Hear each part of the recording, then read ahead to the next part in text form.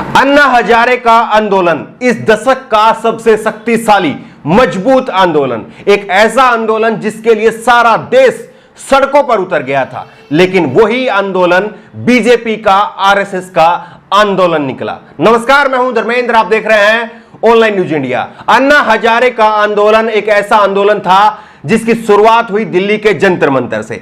अन्ना हजारे ने भूख हड़ताल से इस आंदोलन की शुरुआत की। इस आंदोलन के कई सारे मकसद थे और धीरे धीरे और मकसद जो है वो जुड़ते चले गए। धीरे धीरे बड़े बड़े नामचीन लोग जो हैं वो इसके साथ में जुड़ते चले गए। लेकिन इसको लेकर के एक बहुत बड़ा खुलासा हुआ है। अन्ना हजारे आंदोलन की शुरुआत हुई दिल्ली के जंतर मंतर पर, जहां पर अन्ना हजारे ने भूख हड़ताल करके शुरुआत की और लक्ष्य रखा था कि जन लोकपाल जो है वो उस समय की मनमोहन की सरकार जो है वो जन लोकपाल को लेकर के आए, क्योंकि मनमोहन की सरकार में सबसे ज्यादा भ्रष्टाचार था और भ्रष्टाचारी नेताओं को जेल में डालने के लिए जन लोकपाल आंदोलन लाया जाए। उसके बाद में स्वामी रामदेव जो है वो इसके साथ में जुड़ जाते हैं, किरण बेदी जो है वो जुड़ जाती है, अनुपम खेर जो है वो जुड़ जाते हैं, फडणवीस जो है वो भी इसके मंच पर पहुंच जाते हैं। बड़े बड़े बीजेपी के नेता, जो आरएसएस के नेता आज सरकार में हैं, केंद्रीय मंत्री बन चुके हैं, कोई राज्यपाल बन चुके हैं, वो उस समय मंच पर थे। लेकिन इस आंदोलन को लेकर के एक बड़ा खुलासा हुआ है। आंदोलन में जो है वो खाने का इंतजाम किया जा रहा था, पानी पीने की व्यवस्था की जा रही थी, ठहरने की व्यवस्था की जा रही थी। बड़े बड़े उद्योगपतियों का पैसा जो है उसमें लगा हुआ था।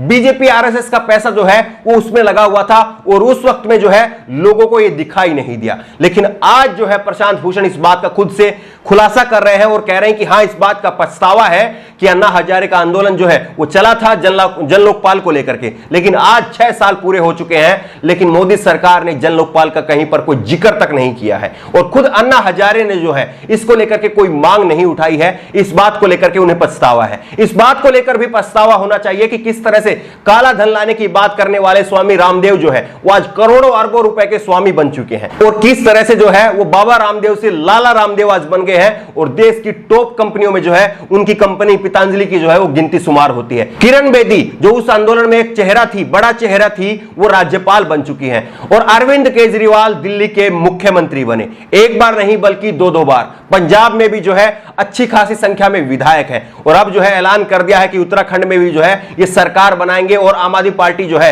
वो उत्तर प्रदेश में भी सरकार बनाने के लिए हाथ पैर मार रही है। लेकिन साफ हो गया है कि उस वक्त में 2011 में जो आंदोलन चलाया गया था वो बीजेपी और आरएसएस का प्रोपेगेंडा था। दरअसल कोई भी सरकार हो उसके खिलाफ आवाज जरूर उठनी चाहिए, उसके खिलाफ आंदोलन जरूर चलाया जाना चाहिए। चाहे वो मोदी सरकार हो, चाहे मनमोहन सरकार हो, चाहे ममता सरकार हो, चाहे शिवसेना की सरकार हो, चाहे बीएसपी एसपी की सरकार हो, किसी की भी सरकार हो, केजरीवाल की सरकार हो, उसके खिलाफ भी जो है वो आवाज उठाई जानी चाहिए। मुद्दे पर बात होनी चाहिए और सरकार को घेरना चाहिए, सरकार से सवाल पूछना चाहिए। लेकिन सवाल यह है कि किसी भी आंदोलन के कंधे पर रख करके अपनी सरकार बना लेना कहां तक वाजिब है। किसी भी आंदोलन के सर पर चढ़ करके अपनी सरकार बना करके और फिर जन लोकपाल की बात को भूल जाना कहां तक वाजिब है। और अन्ना हजारे, अगर उनको लगता है कि उनको भी मालूम नहीं था, जिस तरह से प्रशांत भूषण ने कहा कि हो सकता है कि उनको मालूम ना हो सकता है, ये उस बात में श्योर नहीं है कि अन्ना हजारे को भी नहीं मालूम था। लेकिन अगर अन्ना हजारे को भी नहीं मालूम था तो अन्ना हजारे आज अपनी बात क्यों नहीं रख रहे हैं? क्यों नहीं अन्ना हजारे जो है वो भूख हड़ताल भले ही ना कर सके लेकिन मुद्दों पर अपनी बात तो रख सकते हैं। इतना तो अन्ना हजारे कर ही सकते हैं। लेकिन आप देखिए किस तरह से देश में बेरोजगारी बढ़ रही है, कोई मुद्दा नहीं है, कोई आंदोलन जो है इस पर खड़ा नहीं हो रहा है। किस तरह से लॉकडाउन हुआ और करोड़ों लोगों की जो है नौकरियां चली गई, लॉकडाउन में लोग परेशान हुए, कोई मुद्दा नहीं है, किसी ने आवाज नहीं उठाई।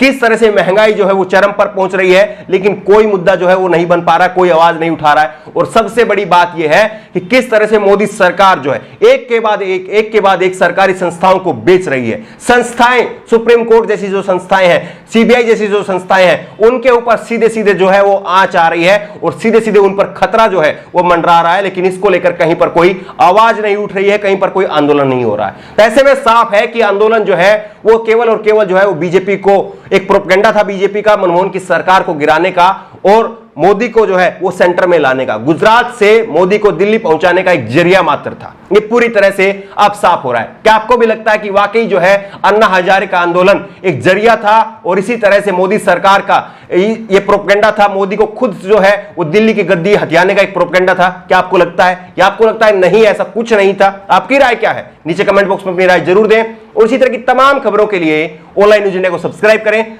साथ ही जो बेल आइकन बनी हुई है उस बेल आइकन को जरूर दबाएं ताकि जैसे कोई वीडियो हम अपलोड करें उसकी नोटिफिकेशन आपको तुरंत मिल सके। धन्यवाद। इस खबर को अभी लाइक करें, शेयर करें और ऑनलाइन न्यूज इंडिया की सभी खबरें अपने मोबाइल फोन पर सबसे पहले देखने के लिए अभी चैनल को सब्सक्राइब करें और घंटी जरूर दबाएं।